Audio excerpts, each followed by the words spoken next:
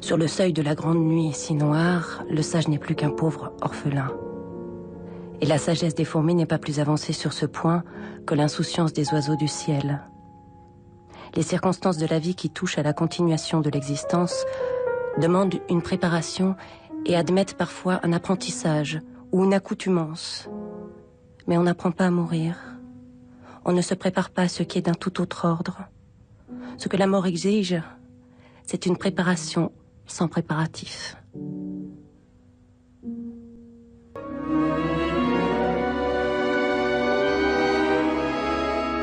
Dès qu'un homme est né, il est assez vieux pour mourir. La mort, dit Jean Kelevitch, c'est la maladie des malades et des bien portants. Quand on n'est pas malade, on est encore quelqu'un qui peut et doit mourir. Mais si une chose est de savoir que je suis, comme tout le monde, un mort en sursis, tout autre est d'en prendre conscience. Pas un seul des quelques 100 milliards d'humains qui ont traversé l'existence n'a échappé à une loi qui pourtant demeure à jamais une expérience inédite, surprenante, singulière. Certes, tout le monde doit mourir, mais moi je ne suis pas tout le monde. L'individu que je suis n'est pas soluble dans cette arithmétique abstraite. En vérité, moi qui vis, je suis de part en part compris par la mort, mais je ne la comprends pas. La mort est un secret de polichinelle qui nous surprend sans être surprenant. D'ailleurs, devant un cercueil, les hommes se conduisent souvent comme si le mort n'avait pas eu de chance, comme si ce qui lui arrive était un malheur nullement applicable à eux-mêmes. Bref, la mort a beau être l'affaire de tous, c'est d'abord le problème de chacun. Et ce n'est pas parce que tous les hommes en général sont mortels que je ne le suis pas moi-même. Ce n'est pas parce que je sais dans l'absolu que je vais mourir, que je suis dispensé ici et maintenant de le croire, de le comprendre et enfin de le vivre. La mortalité impersonnelle du genre humain est un pagne, un paravent paradoxal, derrière lequel se cache la mort propre, intime de chaque individu. Tout le monde est le premier à mourir, rappelle Ionesco. Autrement dit, ce qu'on sait déjà, on le découvre toujours. Mais à l'heure d'y passer, ce qu'on connaissait du bout de la pensée, voici qu'on le comprend avec l'âme tout entière. Comme l'amour, la mort est toujours jeune. Telle est la vie de l'homme. Partagée entre le radotage des répétitions qui la dessèchent et ces instants bénis qui la propulsent par à coups et fugitivement la raniment, pour aussitôt l'abandonner à sa torpeur.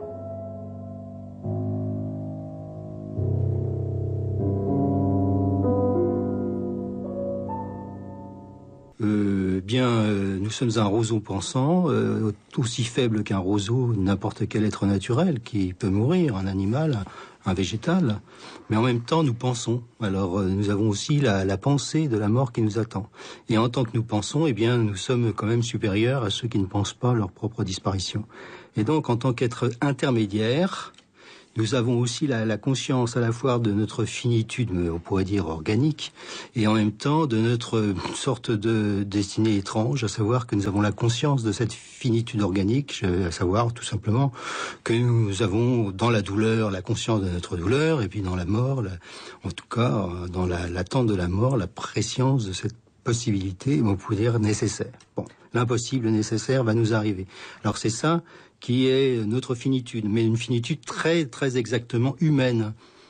Très exactement humaine, c'est à savoir, nous le savons et en même temps, nous n'y échapperons pas. Mais d'un autre côté, le fait que nous le savons n'est pas rien.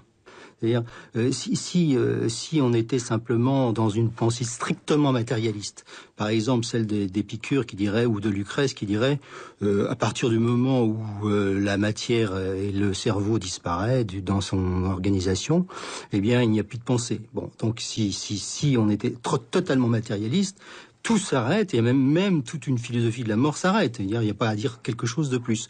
Tout ce que je fais, je le fais pour la première fois. Chaque fois que je fais mon cours, je le fais pour la première fois. Et en même temps, pour la dernière fois, c'est la première dernière fois. Toutes les fois sont les premières dernières fois, si vous voulez. Et j'appelle ça, d'un mot un peu pédant, mais enfin c'est plus rapide à dire, prime ultime. Alors je crois que tout le monde peut le comprendre. Premier, ultime, n'est-ce pas? C'est donc un mot qui a l'air rébarbatif, mais qui est facile à comprendre. C'est pour ne pas dire à la fois première et dernière. Toutefois est première et dernière. Chaque fois est première et dernière. Donc, à la bonne heure, il y a du pain sur la planche, il y a encore de beaux jours, je verrai des choses innombrables. Enfin, il fait bon vivre. J'aimerais pouvoir croire à la Genèse, vous voyez. J'arrive pas à y croire, mais j'aimerais pouvoir y croire. Ça me satisferait beaucoup de pouvoir renaître sous une autre forme. Mais ce n'est pas du tout ça que j'ai dit. Ce n'est pas une étape. C'est le message éternel qui n'arrive... Enfin, cette chose, je ne sais pas si vous y pensez, qui est vraiment extraordinaire, c'est d'avoir vécu une fois, une chose qui n'arrive qu'une fois dans toute l'éternité. Vous, moi, ça ne m'est pas personnel à moi. Chacun de nous est quelque chose d'extraordinaire, qui n'apparaît qu'une fois dans toute l'histoire du monde. Il n'y en a qu'un comme vous, il n'y en a qu'un comme moi, et un dans toute l'éternité. Et ça n'arrivera plus jamais. Comprenez-vous ce que ça signifie, ces deux mots? Plus jamais, plus jamais. Nous sommes un roseau pensant, aussi faible qu'un roseau, n'importe quel être naturel qui peut mourir, un animal, un végétal. Mais en même temps, nous pensons. Alors, nous avons aussi la pensée de la mort qui nous attend. Et en tant que nous pensons, eh bien, nous sommes quand même supérieurs à ceux qui ne pensent pas leur propre disparition. Et donc, en tant qu'être intermédiaire, nous avons aussi la conscience à la fois de notre finitude, on pourrait dire organique, et en même temps de notre sorte de destinée étrange, à savoir que nous avons la conscience de cette finitude organique, à savoir tout simplement que nous avons dans la douleur la conscience de notre douleur, et puis dans la mort, en tout cas dans l'attente de la mort, la préscience de cette possibilité, on pourrait dire nécessaire. Bon, l'impossible nécessaire va nous arriver. Alors c'est ça qui est notre finitude, mais une finitude très, très exactement humaine. Très exactement humaine, c'est à savoir, nous le savons et en même temps, nous n'y échapperons pas. Mais d'un autre côté, le fait que nous le savons n'est pas rien.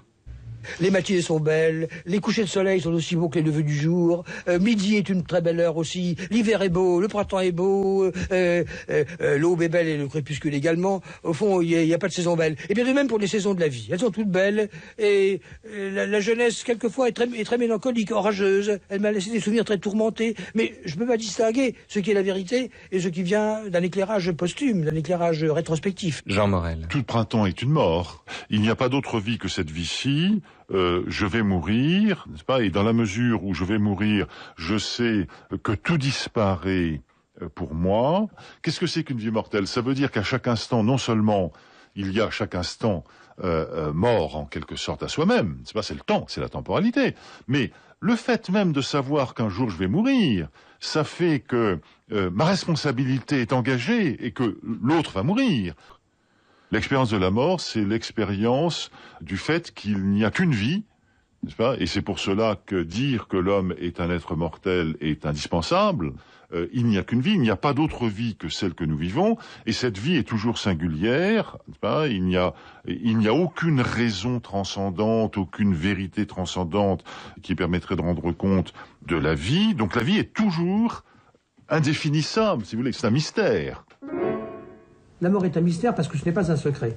Les gens croient toujours qu'il y a un secret, que je vais le sortir de ma poche, n'est-ce pas, qu'il est contenu quelque part. Et la définition du mystère, c'est que justement, ça ne peut pas être un secret.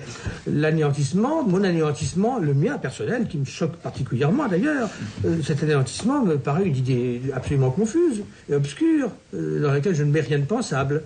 La naissance est aussi mystérieuse et surnaturelle que la mort, l'apparition de quelqu'un qui n'était pas. On sait comment ça se passe, enfin, la conception, l'embryologie, enfin, quelque chose préexiste à la naissance. Et cette préexistence elle-même est pour nous une certaine quiétude, comprenant une quiétude. Mais au fond, l'apparition de quelqu'un de nouveau est un miracle, enfin, on l'a souvent dit, et non moins extraordinaire.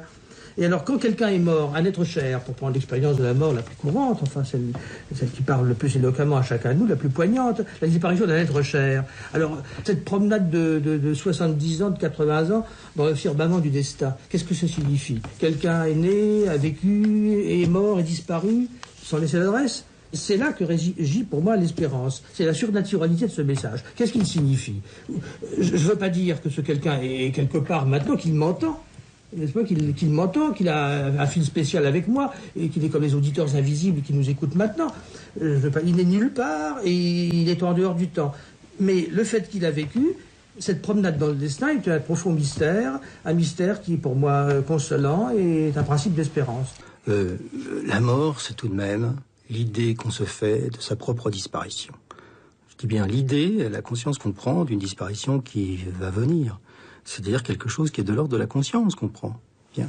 Et alors, dans l'ensemble de la vie, et là je reprends quelques indications que Jean Kellich fait dans un cours sur l'immédiat. C'est qu'il y a des petites morts dans la vie. Alors évidemment, ce sont ce qu'il appelle des morts partitives et non pas des morts absolues, comme la mort qui nous attend définitivement. Non, des morts partitives. Alors qu'est-ce qu'il appelle les petites morts de la vie qui nous donnent une sorte de, non pas d'entrevision, mais disons quelque chose qui nous permet d'avancer vers des intuitions éventuelles de ce qui est impossible à penser. Alors qu'est-ce que c'est? C'est justement des moments où on pense la contradiction entre le fait de vivre sans prendre conscience de ce qu'on vit, c'est-à-dire un petit peu comme un mollusque, comme un animal, c'est-à-dire qu'on vit ce qu'on vit, mais on ne pense pas ce qu'on vit. Et puis des moments où on essaye de prendre conscience de ce qu'on vit, mais à ce moment-là, on le vit plus. C'est-à-dire que dès lors que le pianiste, par exemple, commence à réfléchir beaucoup trop à la manière dont il joue du piano, alors il va mal jouer. C'est-à-dire la conscience et la connaissance sont contradictoires avec la vie dont on prend conscience et dont on prend connaissance. Donc il y a une sorte d'opposition entre vivre et savoir ce qu'on fait, et puis savoir ce qu'on fait, mais en même temps, ça empêche un tout petit peu la vie. Il appelle ça des demi-morts, c'est-à-dire le fait d'être comme un mollusque, c'est vivre, parce que c'est biologiquement il est vivant, mais en même temps il prend pas conscience. Donc il vit, mais il est à demi-mort parce qu'il prend pas conscience de sa vie. Et puis de l'autre côté, prendre conscience de sa vie, prendre conscience de ce que je fais, m'arrêter et puis commencer à réfléchir au sens de mon existence, c'est effectivement vivre. Seulement, le vécu lui-même immédiat, le fait de lancer ma boule de bowling dans les quilles, eh bien là, je ne le vis plus puisque j'ai trop conscience de ce que je fais. Alors c'est une semi-mort. Et finalement, la vie, dit-il, c'est une sorte de passage, de clignotement entre ces moments où on vit ce qu'on vit sans trop y penser et ces moments où on pense à ce qu'on vient de faire ou ce qu'on va faire sans trop les vivre. Et c'est des demi-morts qui passent à d'autres demi-morts dans un clignotement dans lequel le point de passage est l'instant. C'est-à-dire qu'on passe en un instant, du moment où on vit ce qu'on vit sans y penser, au moment soudainement, exactness, du moment où on vit ce qu'on vit sans y penser, au moment où on pense sans le vivre. On est toujours un être amphibie, dit-il, intermédiaire, toujours fini, qui ne peut pas réconcilier un demi-dieu. La pleine conscience de ce que l'on vit, comme en même temps d'ailleurs on ne pourra jamais vivre totalement la mort elle-même. Eh bien ces demi-morts qui passent à des demi-morts passent par un instant qui ressemble étrangement à cet instant vers lequel toute la pensée de Jankélévitch a essayé d'avancer, sans jamais le saisir, à voir l'instant extraordinaire qui est l'instant ineffable d'un moment musical, ou l'instant indicible que personne ne saisira et qui est l'instant de la mort.